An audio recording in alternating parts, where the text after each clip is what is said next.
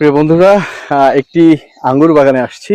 আঙ্গুর বাগান না, এটা মূলত বড় একটা নার্সারি। সেই নার্সারির ভিতরে বড় পরিসরে একটি আঙ্গুর বাগান। সেই আঙ্গুর বাগানে এই মুহূর্তে আমি প্রবেশ করেছি।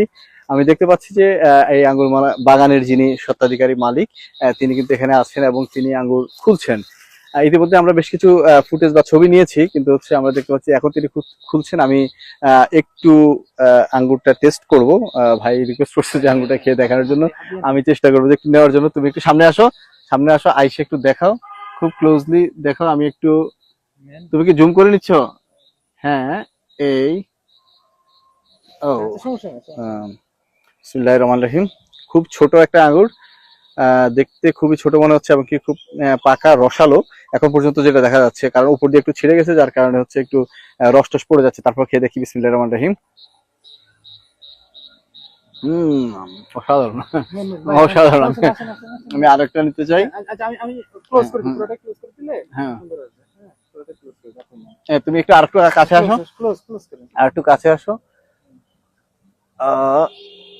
ওকে, ফাইন। এই যে আমি আরো দুটো আঙ্গুর নিলাম। আসলে আঙ্গুরটা বুঝলাম না এত পরিমাণ মিষ্টি কিভাবে হয়। ভাই, অসাধারণ মিষ্টি, অসম্ভব মিষ্টি। হ্যাঁ, তুমি একটা খাও, এটা অসাধারণ মিষ্টি দেখে। আঙ্গুর আসলে সাধারণত এত মিষ্টি হয় না। আমার মনে হচ্ছে যে কি হয়ে আসছে এত মিষ্টি। সত্য কথা যেটা, আঙ্গুরগুলো অনেক মিষ্টি।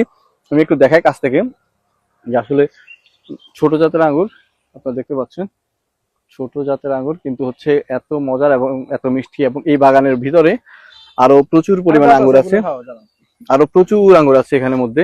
সেটা কিন্তু একটু লালচে রঙের, আর এগুলো হচ্ছে কিন্তু একদম সবুজ যে আঙ্গুর, সেই আঙ্গুর সবুজ। এর মধ্যে হচ্ছে আবার কালো আঙ্গুর আছে, আমি ভিতরে আরো দেখেছি।